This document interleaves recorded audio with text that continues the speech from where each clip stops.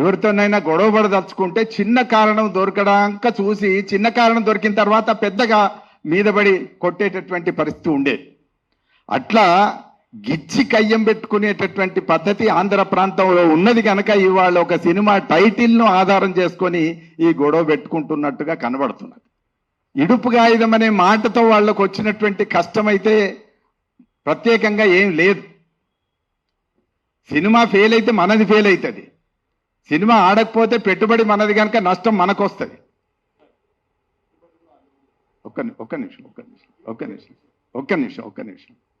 కానీ ఎందుకు దాడి చేస్తున్నారంటే పెట్టుబడి కూడా వాళ్ళదే అనుకుందాం, వాళ్ళదైనా సరే ఎందుకు దాడి చేస్తున్నారంటే వాళ్ళదైతే ఇంకొక వక్రీకరణ వస్తుంది, మళ్ళా అదే చేస్తావా? ఓకే. ఎందుకు దాడి చేస్తారంటే ప్రతిదాన్ని అడ్డం పెట్టుకొని తెలంగాణను ఎక్కువ ఇబ్బంది పెట్టాలనేటువంటి క్రమంలోంచి ఇలాంటి దాడులన్నీ కూడా జరుగుతున్నాయని నేను అనుకుంటున్నాను. అది ఇడుపుగాయుధమా? అది జూన్ 2 నాడు వీళ్ళు సంతోషంగా ఆవిర్భావ దినోత్సవాలు జరుపుకుంటుంటే మధ్యలో వచ్చి దాన్ని డిస్టర్బ్ చేసి వాళ్ళు నిద్రపోకుండా చేసి మనం ఆనందం పొందే ఒక పైశాచిక ఆనందమా? దీని వెనక ఇంకా ఏమేం కారణాలు ఉన్నాయనేది మనం ఎవరికి వాళ్ళం వెతుక్కోవచ్చు. కానీ దీని వెనక మాత్రం స్పష్టంగా ఈ 12 ఏళ్ల నుంచి వాళ్లకు ఓర్చుకోలేని తనమంతా కూడా బయటపడుతుంది. ఇక్కడ నిజంగానే రాజకీయం చేయడానికి ఆయన వచ్చి ఉంటే, రాజకీయం చేయడానికి వచ్చిన ఆయన ఎంత సౌమ్యంగా మాట్లాడాలి, సామరస్యంగా మాట్లాడాలి, ప్రజలతో ఏ రకమైనటువంటి సంబంధంతో మాట్లాడాలనో అట్లా మాట్లాడకుండా, గౌరవంతో మాట్లాడకుండా దూకుడుగా నీ అయ్య జాగీరా అంటాడు. ఈ అయ్య జాగీరా అనడంలోనే పంచాయతీ పెట్టుకోవడానికి వచ్చిండని అర్థం. అట్లనే ఇడుపుగాయుధం అనే మాట సినిమా టైటిల్ పెడితే చాలా వెటకారంగా, ముఖ్యంగా ఆ పశ్చిమ గోదావరి జిల్లా వాళ్లకు ఉండేటటువంటి వెటకారం, ఒక జిల్లాకు ఆ వెటకారం మీద సినిమాల్లో చాలా డైలాగులు కూడా ఉన్నాయి. మా వేష భాషలు మా నోరు తెరిస్తేనే ఎటకారం అని వాళ్ళంతలో వాళ్ళే చెప్పుకున్న సందర్భాలు కూడా ఉన్నాయి. ఆ మాట అన్నాడు. ఆ ఎటకారం అంతా ఎక్కడి నుంచి వచ్చిందంటే ఎటకారం అంతా కూడా అధికారం నుంచి వచ్చింది. అది అధికారం ఎక్కువ ఉన్న చోట, బలుపు ఎక్కువైన చోట తప్పనిసరిగా ఎటకారం కూడా వస్తుంది. ఆ ఎటకారంలోంచే ఏమన్నాడు ఇడుపుగాయుధం అని అంటే, ఇవాళ మన అందరికి తెలిసినటువంటి మాటే, దీనికి తెలుగు డబ్బింగ్ ఉంటుందా అన్నాడు. తెలుగు డబ్బింగ్ పెట్టుకుంటే ఆ సినిమా ప్రొడ్యూసర్లు పెట్టుకుంటారు, పెట్టుకోకపోతే పెట్టుకోరు. సినిమా రిలీజ్ కాకముందే నీకంత కష్టం ఎందుకు వచ్చింది అంటే, ప్రతి దగ్గర ఏదో ఒక దాన్ని అడ్డం పెట్టుకొని యూతులు వాళ్ళ భాష మీద, సంస్కృతి మీద, చరిత్ర మీద దాడి చేయడం అనేటువంటిది వాళ్ళ ఉద్దేశం గనక ఇవాళ ఈ డిజిటల్ మీడియా జర్నలిస్టుల ఆధ్వర్యంలో జరుగుతున్నటువంటి దానికి శీర్షిక కరెక్టే పెట్టారు. దాడి భాష మీదనా, అస్తిత్వం మీదనా, చరిత్ర మీదనా? మూడిటి మీద. భాష మీద దాడి అయితే ఎప్పటి నుంచో జరుగుతుంది, చరిత్ర మీద దాడి కూడా ఎప్పటి నుంచో జరుగుతుంది, అస్తిత్వం మీద కూడా దాడి మొదలైనప్పటి నుంచి జరుగుతూనే ఉంది.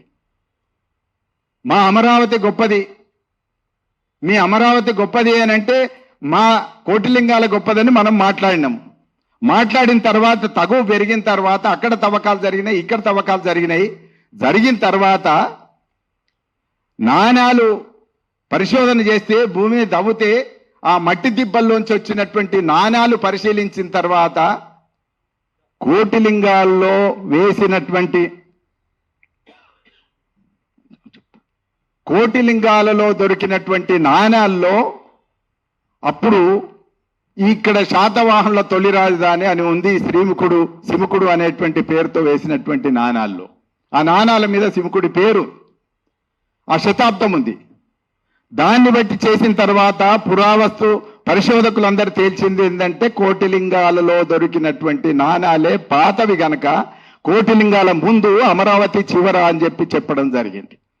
అంటే ప్రతి దగ్గర వాళ్ళు పరాభవం ఎదుర్కొంటున్నప్పటికి కూడా కింద పడ్డ మీద నాదే అని చెప్పి ఒక మోటు మాట మాట్లాడుతుంటారు. అట్లాంటి మాట మాట్లాడడం నాకు ఇష్టం లేదు. కానీ కింద పడ్డ నాదే పై చేయి అనేటువంటి తత్వం వల్ల కోటిలింగాలకు అమరావతికి గొడవ వచ్చినప్పుడు కూడా అమరావతి వెనకది, చివరిది, కోటిలింగాల మొదటిది అని ఈ చరిత్ర పరిశోధకులంతా తేల్చారు.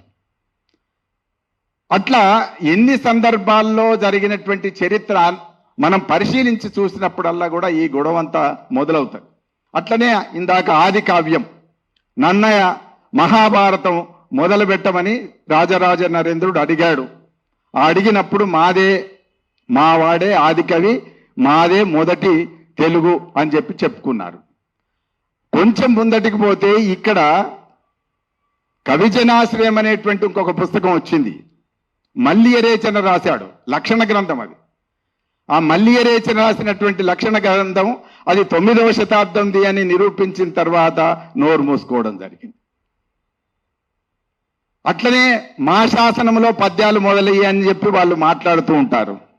మాట్లాడినప్పుడు కుర్క్యాల్లో బొమ్మలమ్మ గుట్ట మీద వేసినటువంటి 3 గంధ పద్యాలు మా శాసనంలో ఉన్నాయి, ఇది మొదలు అని చెప్తే అప్పుడు నోరు మూసుకుంటారు. ఇట్లా ఎన్నిసార్లు నోరు మూసుకున్నా మళ్ళీ జ్ఞానం రానటువంటి స్థితులలో అప్పుడప్పుడు నోరు తెరిచి మళ్ళీ మాట్లాడుతూ ఉండేటటువంటి ఒక దుర్మార్గం కనబడుతూ ఉన్నది. ఇది